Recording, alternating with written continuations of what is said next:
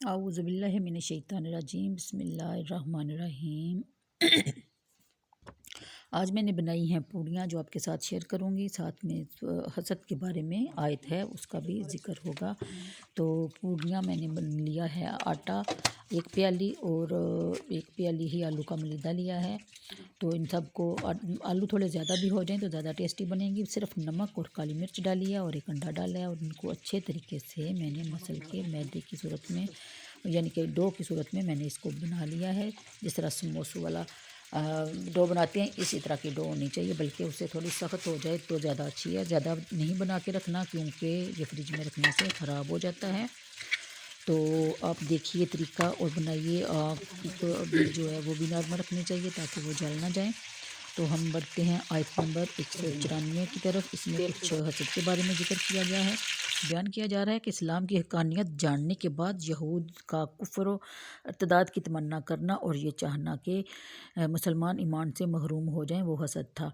یعنی وہ حسد کی وجہ سے اسلام اور مسلمانوں کے خلاف طرح طرح کی باتیں بناتے تھے اور مسلمانوں کو اذیتیں دینے کے در پہ رہتے تھے۔ نبی کریم صلی اللہ علیہ وسلم نے حسد کے بارے میں ارشاد فرمایا، حسد نہ کرو، ملتا تو وہی ہے جو مقدر میں ہوتا ہے۔ حسد تمہاری نیکی کو اس طرح کھا جاتا ہے جیسا کہ آگ خشک لکڑی کو۔ اور مسئلہ بھی بیان کیا جاتا ہے کہ حسد حرام ہے۔ اگر کوئی شخص اپنے مال و دولت یا اثر و وجاہت کی وجہ سے بے دینی اور گمراہی پھیلاتا ہے تو اس کے فتنہ سے محفوظ رہنے کے لیے اس کے زوال اور نعمت کی تمنا بھی حسد ہے، لیکن حرام نہیں۔ یہاں بچوں میں آپ کو ایک بات بتا دوں کہ اگر ہم اپنے کسی دوست کے گھر جاتے ہیں، وہاں سے ہمیں کوئی چیز اچھی لگتی ہے جو ہمارے پاس نہیں ہوتی، تو ہمارے دل میں حسد پیدا ہو جاتا ہے۔ یا تو ہم اس چیز کو حاصل کرنے کی کوشش کرتے ہیں یا اس کو توڑنے کی کوشش کرتے ہیں، جس کے بارے میں اللہ تعالیٰ نے منع فرمایا ہے اور حرام قرار دیا ہے۔ اس لیے اس طرح کی چیزوں سے بچنا چاہیے۔ آپ کے گھر میں بھی تو بہت سی ایسی چیزیں ہوتی ہیں جو آپ کے دوستوں کے گھر میں نہیں ہوتی، تو کیا آپ کے دوست آ کے آپ کی چیزیں وہ توڑ دیں یا چرانے کی کوشش کریں؟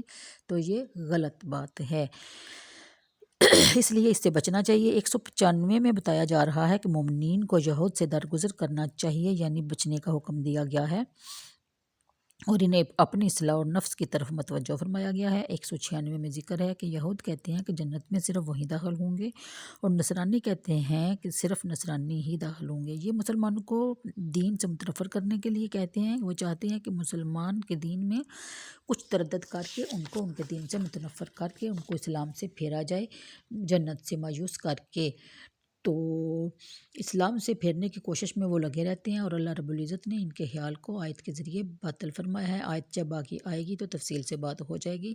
تو آگے ہے 199 میں ذکر ہے کہ یہود و نصارہ کا یہ دعویٰ کہ جنت فقط ان کے لیے ہے، وہی جنت کے مالک ہیں، تو یہ دعویٰ بالکل غلط ہے، کیونکہ دخول جنت تو مرتب ہے عقیدہ صحیحہ اور عمل صالحہ پر، اور یہ انہیں میسر نہیں۔ آیت نمبر 200 میں بیان کیا جا رہا ہے کہ نجران کے نصارہ کا وفد سید عالم صلی اللہ علیہ وسلم کی خدمت میں حاضر ہوا، جس میں علماء یہود بھی شامل تھے۔ ان دونوں میں مناظرہ شروع ہوا، آوازیں بلند ہوئی، بہت بحث مباحثہ ہوا۔ یہود نے کہا کہ نصارہ کا دین کچھ بھی نہیں اور حضرت عیسیٰ علیہ السلام اور انجیل کا انکار بھی کیا، اور اسی طرح نصارہ نے یہود سے کہا کہ تمہارا دین کچھ نہیں، اور انہوں نے بھی تورات اور حضرت موسیٰ علیہ السلام کا انکار کیا۔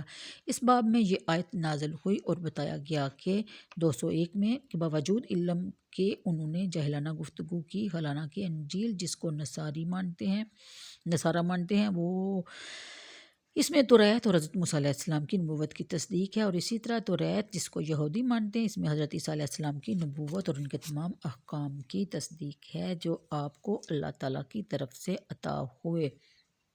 تو میرے خیال میں آج کے لیے اتنا ہی ہے، مجھے دیجیے اجازت۔ میری ایک بہن نے مجھ سے کہا کہ آپ بہت چھوٹی ویڈیو بناتی ہیں، اس لیے میں نے کچھ لمبی کی ہے۔ اگر آپ کو بھی ایسا لگتا ہے تو مجھے کمنٹ میں بتائیے گا پلیز، اور اگر پسند آئے تو لائک اور شیئر بھی کیجیے گا۔ تو آپ کھائیں پوڑیاں چائے کے ساتھ، بڑا مزہ آئے گا۔ ہو سکتا ہے پہلے بھی آپ نے کھائی ہوں، لیکن میرا خیال ہے کہ پہلی دفعہ ہی آپ لوگ کھائیں گے، اور مجھے رکھیے